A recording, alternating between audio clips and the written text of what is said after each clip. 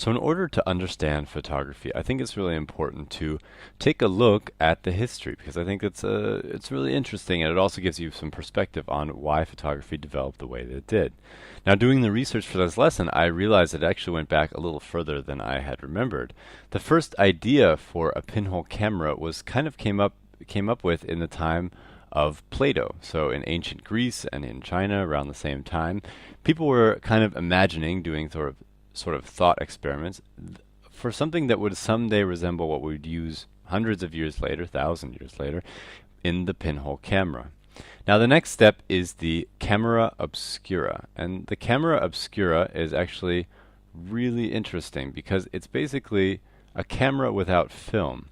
The idea is you've got a wall, so you've got this empty room, and if you put a little tiny hole in the wall, the light will come in from the other side and it will be sort of focus through that hole and then onto the wall on the opposite side. So you can see here that this scene is being reflected on this wall, or sort of focused on this wall through this hole. And this is basically the foundation of photography right here. This is the moment when this came into focus, or, well, really, quite literally as well. The only thing that was really missing was the chemicals for this, and these were discovered somewhere between the year 1200 and 1600. Different scientists at different times realized that there was this sort of group of chemicals that were related to silver, and one was silver nitrate. And this turned out in the end to be photosensitive, and this whole discovery of it being photosensitive was first sort of formulated and organized by a guy named Wilhelm Homburg in 1694. And this is when he realized that there was a, as he put it, a photochemical effect. Now the groundwork was basically laid for photography to begin. So from here, from 1700 through the 1800s, you see kind of a focus on lenses and on sort of bettering this camera obscura over here. So you'd have people putting in a lens right here instead of just a hole. And this would lead directly to the developments that would come in the 1800s. And that development came roaring around the corner in 1826 in southern France. This guy right here, his name is Joseph, and his last name is Niépce. Oh, and I'm spelling it wrong. And Joseph Niépce was just kind of a guy who was interested in the entire idea of photography, and he wanted to develop some kind of camera. And he had taken a camera obscura and he had worked around with these light-sensitive silver nitrates, and at the same time he had been exchanging letters with this guy over here, Louis Daguerre. Well, Joseph Niépce was the first person to really come up with a photo, a permanent photo. And that's a really important distinction because a lot of people had made photos, but this was the first permanent, and I'm not spelling it right, permanent photograph. Lots of times they would make them and then they would soon deteriorate really quickly, but this was the first one that would last, and it lasted up until now. You can see here that you've got some buildings, got maybe a field back here, and if you look really closely, you can actually see that the sun moved so far during the day that it's actually exposed the walls on both sides, so the lighting of the photo is actually a little off. Now this was done on a piece of pewter with some silver nitrate slapped on it, and it took 8 hours to make this photograph. So can you just imagine taking a photo that takes 8 hours to make? You can't move the camera a single bit. Just have to leave the camera there for 8 hours.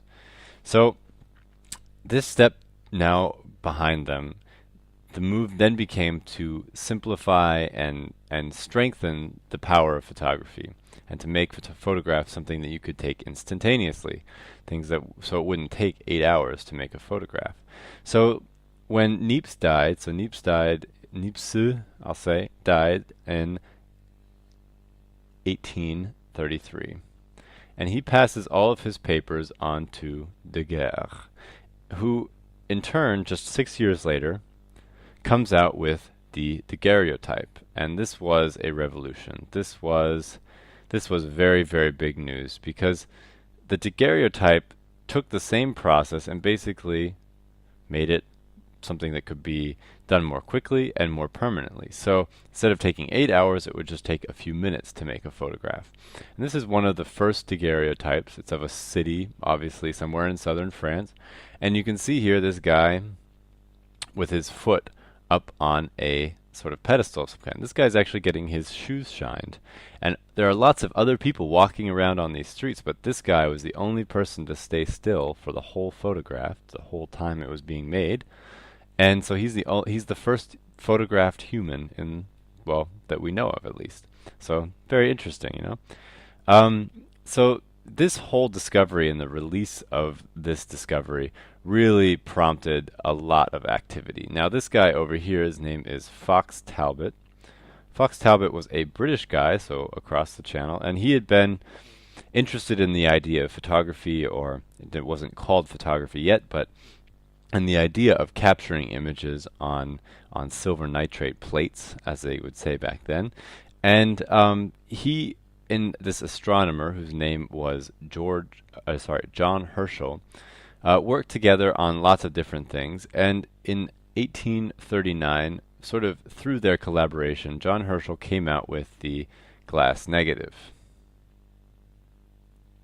The glass negative was important because it was a better way of capturing the image, and it was something that would become sort of a standard for some time, for almost really 60 years or something like that. So the glass negative is developed. Get the name down. John Herschel, quite a famous astronomer in his own right, as well as a developer of photography. And then just 1 year later, Talbot comes out with his own process, and it was called the calotype. It was a wet process that had some sort of paper negative. And the thing was, though, that Talbot then, and this was Talbot, we'll make sure we distinguish that. And the thing was that Talbot put a copyright on this, and that is the reason that really the daguerreotype took off, because the daguerreotype was bought by the French government and put immediately in the public domain. That meant that any photographer could use it, and so the daguerreotype basically within a couple months became the standard form of photography at that time. And the calotype, because it would have been a little bit more expensive and money would have been going to Fox Talbot over here, it never became quite the hit that the daguerreotype did. Now, things went very quickly from here, and within a couple months of the daguerreotype being developed, it was already being used in the field. And by the 1850s, it was really common to see roving photographers like this traveling through the countryside of Europe and even in America and other places, and doing these sort of mobile photo studios. And because these days you can do everything that they could do in this with a laptop and a camera and even a cell phone. But at the time, it took quite a lot. You had a lot of chemicals, you had to do a lot of mixing, you needed a dark room, so everything had to be brought with you in the wagon. But it was very quick. You could see here that prominent people, this is the Tsar and his wife, and this is Abe Lincoln, one of the early American presidents, all being photographed early on because they realized the power and were all very fascinated by the idea of photography. Now, during the 1860s, the American Civil War was photographed by this guy named Bradley, it was most likely photographed mostly by his assistants, and he sort of took credit for it. And this was kind of more the second incidence. The Armenian War was really the first incidence of photography being used in war and photographing war. So, kind of an interesting note in history. Now, early studios would have looked something like this. So pretty much any time from the 1840s onward, you would have had a big, huge camera. You can see that is a massive camera. And you've got this guy sitting here doing this very sort of stilted pose.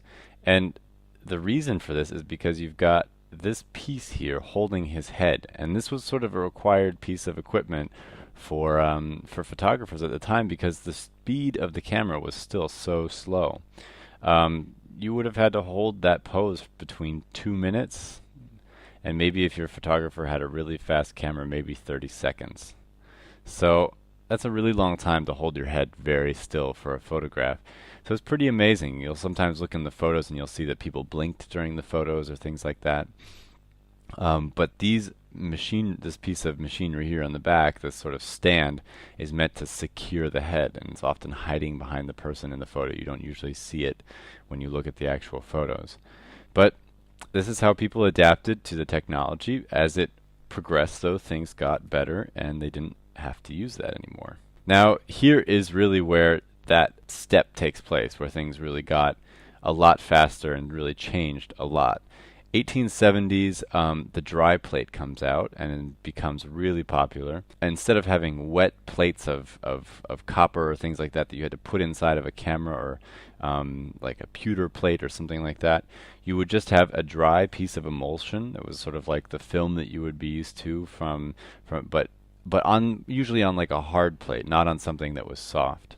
Now in the 1880s, Kodak really made some big steps in the technology and really kind of came out with some things that would really forever change photography. In 1884, George Eastman develops a dry gel on paper, and so basically sort of the predecessor to the film that we would be using 50 years later. In 1888, they came up with this slogan right here, which I think is just great. You press the button and we do the rest. And they used to send cameras to their customers with 100 photos in them, and then the person could run around and take photos of all they want to their heart's content, and then send them into the Kodak factory, which looked something like this, get it developed, and they would then come back as photos. And you can actually see here part of my family. This right here is my great-great-great-grandpa. They would make photos of each other, and so there's all these great old photos from this time that were all probably most likely taken on Kodak cameras. 1924 was important because Leica came out with the first 35 millimeter camera. 35 millimeter camera really revolutionized photography in some pretty fundamental ways.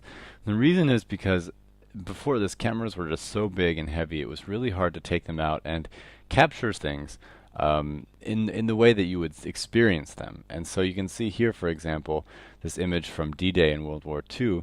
This is sort of the style of photography that 35 millimeter allowed for. People could bring a camera with them and shoot something running along with the action, and the camera was so light and small that you didn't have to even have a tripod, and it was fast enough that you could really take a lot of new innovative photos.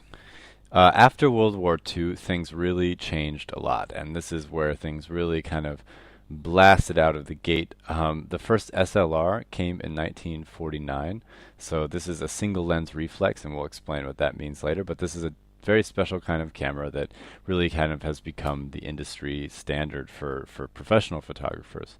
Also, the first digital image. So this is actually a scanned image, so it's not from a digital camera, but it is first digital image right there. So from that moment on, photography really made a lot of leaps and bounds very quickly. In 1963, you get the Polaroid camera.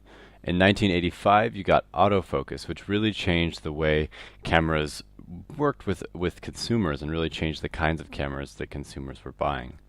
From there, you then moved into the 90s, and it was definitely the beginning of the digital age. You can see this NASA experiment up here. This was a press camera that was being experimented with. You can see it's like carrying a massive computer around. And then there were some early attempts at consumer cameras as well. And that brings us to now. That brings us to the almost now. In 2004, Kodak stopped making film cameras, so they started switching over to digital cameras like this one right here. Cameras got to be a lot bigger, took a lot of different directions. You can see here the mirrorless sort of wave of cameras that came in 2011. And the DSLRs also got very big, very expensive, and started making video. So that is sort of the story of photography. You can check out more videos for this course and check out other courses at allversity.org.